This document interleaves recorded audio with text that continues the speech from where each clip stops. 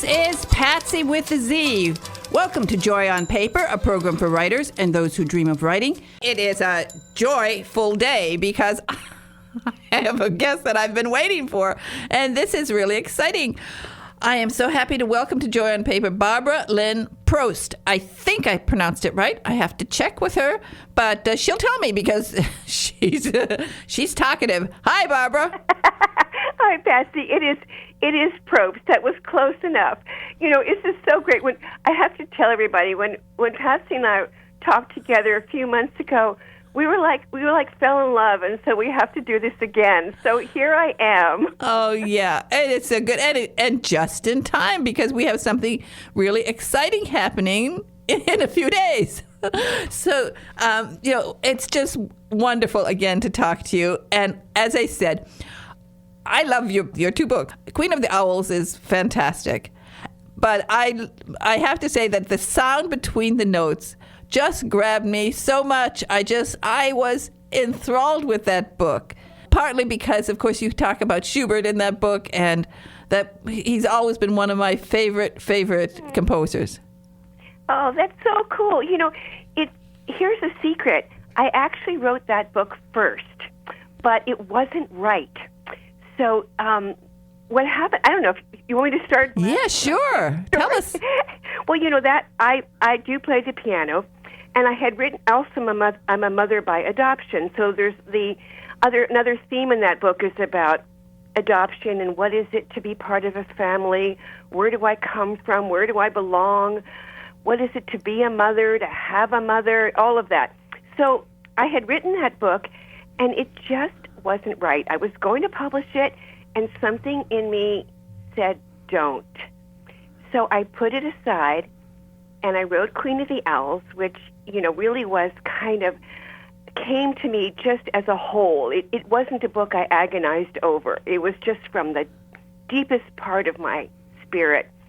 And then during the course of doing the final drafts of Queen of the Owls, I took an intensive piano seminar, and I understood something about music that I'd been missing, which was that my protagonist in the early version had sort of a chip on her shoulder. You know, she just was feeling like she had something to prove. And I realized that if you love music, you can't play music with a bitter heart. People who love music are generous. They want to give. And suddenly I understood music, and I understood her differently, and I redid the book, and it came out to be the book that you now love. So it's a lesson for me is about sometimes you have to grow as a person before you're ready to tell a particular story. As I said, I love it. The minute I started it, and of course she's going to play a Schubert, and I was so thrilled. And the entire story, just grabbed me. And what I love about Suzanne was that, yeah, you got her right. You know, whatever she was before, you got her right in this book. Yeah, I think so, because she wants to do right by the people she loves, but she wants to do right by herself too. And isn't that the conflict that we all feel in our lives? You know, those two things how can I embrace both of them somehow? And you know, she makes some mistakes, and you know, there is that whole thing in the book, which I think really it is a page turner. So many people have told me that when they got to a certain point of the book, they literally had to stay up all night to finish it. So it's true. It's true. It is a real page turner. Well, so is, I mean, the Queen of the Owls is a fantastic book. Yes. And of course, Georgia O'Keeffe plays a big role in that book. And of course, anybody who loves Georgia O'Keeffe will just appreciate this book so much because you really understand Georgia O'Keeffe. And there's the main character, Elizabeth. It was sort of funny. There's sections where I was smiling, and there's a section. I don't want to give away the story, but when the photographer. No, don't give it away. No, I can't. I don't know. I can't say it. But when he says your face, when he does that, I thought, Oh my goodness, Elizabeth, watch out. You're going to be on a roll here. So your research, you obviously know Georgia O'Keeffe's work very well because it comes through in the book. Well, I didn't know anything about her when I started working on it, but I just was drawn to her. I had a kind of feeling. Well, actually, here's another story. I'm telling you all my secrets today. So, when my ex-husband and I broke up, and by the way, I am happily partnered, so that's all been fixed. But when we broke up, and he had this flat screen TV that I hated over the fireplace, and he took the TV, good riddance, right? So I wanted to put something in that space that represented the woman I wanted to be now and that I hadn't been able to be with him. And I went to one of those art poster stores, and I bought this gorgeous poster of these lush, vibrant, sensuous orange poppies. And that became my symbol. Now, it wasn't until after I wrote the book that I looked at that again and I realized, oh my Lord, that's Georgia O'Keeffe. She had been speaking to me in my subconsciousness all that time. And so I clearly was meant to learn about her, which I then did. And the more I learned about her, the more she sort of told me where the story needed to go. And so I've kind of, what fascinates me in both books, and of course I have a third one that will be out next year, about using art as the kind of frame for in other words, you want to tell a story that is universal, that everyone can relate to. In Queen of the Owls, it's about how can I be a whole woman, mind and body, right?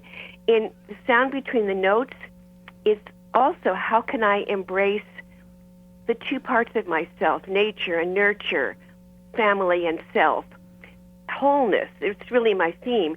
But telling this story in a unique way that hasn't been done before. So through O'Keeffe's art and life, or through the journey of a pianist and what it is to see the world through the eyes of a musician. So here's a spoiler alert. My new book, which won't be out for a year, is framed around glass blowing. So, this is so much fun for me to learn, and then to let that new learning sort of work its way into this need to create books and stories for people. Am I making sense? Yeah, you are. Because actually, I took up blacksmithing. Oh my God! I love it. For very much the same thing. I just wanted to grow. I wanted to know. I wanted that feeling of, you're wonderful. And I must say, I just have to say, good for you taking off that flat screen TV, because I cannot stand walking in a room where the main focus is that flat screen TV and everybody sits there and you have people over, and in the old days, before this, people would be over and that flat screen TV, even if it's off, it's like it's there, it's a presence. And I don't have a flat screen TV in my living room because I want it to be a living room. You know? Well, exactly. I wanted something that really represented who I needed to be, and again, had been sort of not allowed to be in that relationship. So it was very deeply personal for me. And the other thing with the piano is the other thing I did. So you mentioned the Schubert Sonata. It's very hard, but I felt like I owed it to Susanna, and I learned to play the second movement before publication date, so that I could know that from the inside. I try to do this in my books to know from deep in my body and my feelings, even though I haven't ever auditioned for a concert, but to engage in the process of creating stories with as much of myself as I can. The other thing I wanted to say, PatZi, because I did tune into the last part of Bob's interview, which just was that, we've all been living this last 18 months through a really hard time. And stories have always been a source of healing and renewal. And so I really feel that we as writers are doing this in different ways, not to pretty the world up, but really to uplift the spirit, but because stories have always done this for people. So even though his book made you cry and mine is filling you with joy, I think we're all part of the same. This wonderful storytelling. The telling this, this is why I call the program Joy on Paper, because it is so joyful to put your words on paper, and it's also so joyful to read words on paper. It all comes down to giving this kind of joy. And I always come out with marketing ideas for authors. So many times I've helped authors with marketing plans. For example, I had one girl whose book, a very, very simple little mystery, but she features Elvis songs in it. And she had never really thought when she was doing marketing, when she was going out there, to events and stuff, well, play some Elvis, attract people, put a poster up of Elvis and start talking why you included him in your novel. And I was thinking, you have like the dream marketing opportunity here. Because you play the Schubert second movement. No, I'm not that good. No, listen to me. You can go all across the country once we start going across the country and go to every major hotel lobby where they have a piano and sit down and start playing. And you'll draw a crowd because when you play that song, it's so beautiful. It's so beautiful. Oh God, isn't it incredible? When you think of Schubert and you think of what he was going through and all of this work that he created, but particularly this last piece, people will be crowding around you. You'll have like an audience of 50 people, and then you can sell your books. And you say, by the way, I've got this suitcase full of books here. Well, that is a great idea. And actually, PatZi, in the interim, while we're still not doing much in the way of live stuff, I do want listeners to know that if you go to my website, you can download, I have a playlist. In the Sound Between the Notes, there's two playlists. One is all the classical pieces mentioned in the book, and the other playlist is all the country music mentioned, because there's a whole country music element from her birth family. So there's two playlists for anyone who wants, and they also can download free a whole collection of links to paintings and videos about Georgia O'Keeffe, including some interviews that she did. They're so amazing. So why not? Why not share? Exactly. And it is a wonderful, wonderful webpage, because you have all sorts of information. So people really have to go there and see that. And I just want to remind everyone that it's Barbara Linn, Linn, and Probst. But you can find it easily. And when you get there, it's just full of information.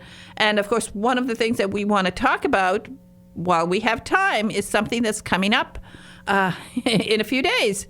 And because you, of course, have this great background in, before you were writing novels, you were writing everything else, nonfiction and doing blogging and all sorts of things. So you became deeply involved in the sort of publishing world. And you have a lot of information that you want to share with my listeners, because, as I said, many of my listeners are people who, and many started writing just in this pandemic-y period. They had not written, and then suddenly they find themselves, well, they have time, they're home, they're, and they started writing, and they're coming to me all the time now. Oh, wow. Ever since really, after about 9 months, I started getting these emails from people saying, I did it. I listened to you. I started writing. I'm ready to publish.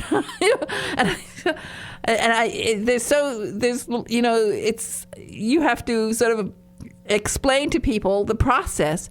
And I think you're an ideal person to explain, particularly because you're going to be giving a seminar that I think will be very helpful to all those listeners out there who are writers and who are starting to write.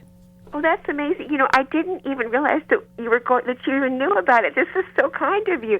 Yes, it is. I'm doing really well. Not that I know about it. I'm gonna be watching you, because you give a heck of a seminar. I know that.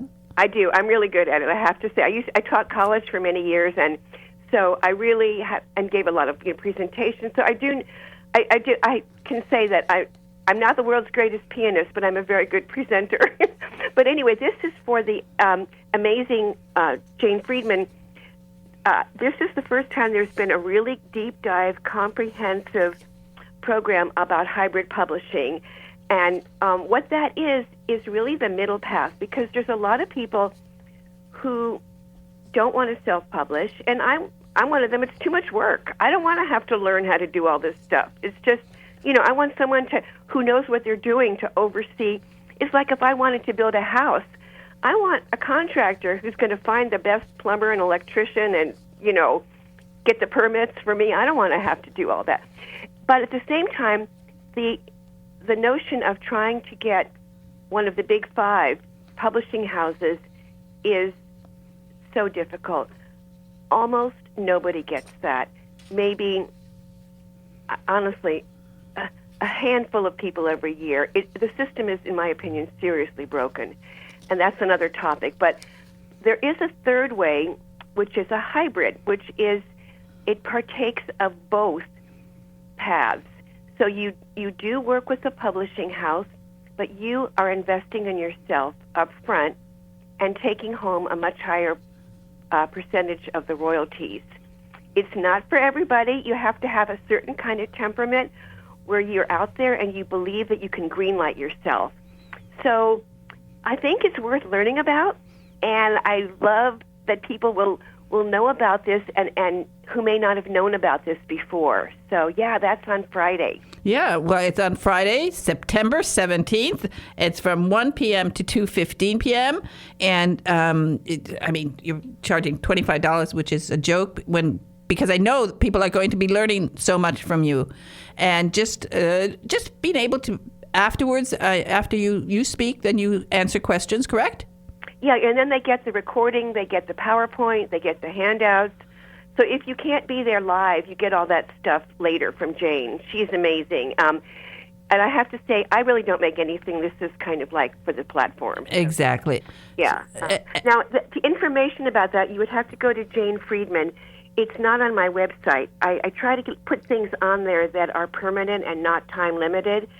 Well, I will put it on my website so people can go there and find out, and I'll put it right there on the front page. It'll be there for the next few days so people can go and click on it. Always, Jane Friedman's seminars are great, but you are particularly, I know you're one of the people that you're sort of one of the go-to people that she has always on her, her events. So we know that it's going to be good, and it's going to be something that will really help people. And afterwards they can decide. But you're right, to be a completely indie author is so difficult. And you have to put so much time and energy into it. And if you can have any bit of help, I think that, one of the things about the hybrid publishing world is, and this is what you'll talk about, and you'll explain what the benefits are. So I do want to encourage people to do that and have a look at that. But, Barbara, it's just wonderful to talk to you. And I feel so simpatico with you, with your books. And just reading your books, I think everything that I love in a book, and the story lines are just perfect. And so I'm going to say bye to you now, but you'll be back next year. And on our way out, I want to play something for you. But I'm going to say bye to you, and you listen to this song now. Don't hang up, okay? And you'll know why I'm playing it. And just my very, very best for you. And I will keep promoting your books, okay? Oh, thank you. And everybody, listen to this. Okay. Okay.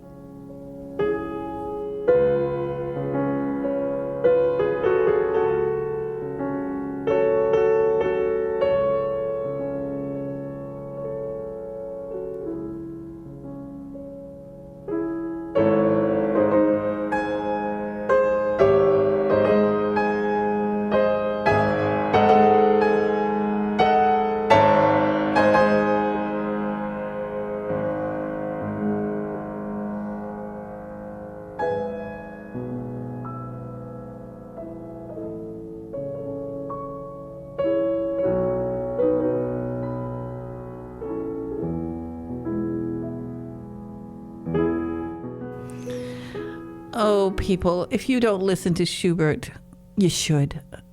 Really, people listen a lot to Beethoven and Mozart, but there is in Schubert so much heart, so much soul, so much joy. And he suffered so much. I mean, his life was pitiful, just awful. But in all of that, in all that he went through, his music is glorious. It's just, if you have a playlist, and I have a playlist, I play certain songs at certain times of the day, pick a Schubert because, he deserves to be remembered, that's for sure. And perhaps you'll find that joy that he felt, where it came from his heart, from his soul, from some absolute magical place. Anyway, it was wonderful to talk to Barbara Probst. She's fantastic. She's just fun. She's a hoot. Anyway, whoa, what a day. Going from both Barbara's books are wonderful, and of course the wonderful book by Robert Dugoni, and it's called The World Played Chess. Okay, everybody, say something nice to somebody today. Wasn't it nice that Bob Dugoni kept saying the word joyful? Yes, be joyful and say something nice to somebody. I'll say something nice to Big Ed in the control room, and he will salute me because he salutes me because I should have been a general. I'd have been such a great general. Oh boy, I would have been better than all these other generals around. I can tell you that absolutely, positively. I'm tough. I would have been great, and I would love to have that pension. My goodness. Okay, bye-bye now.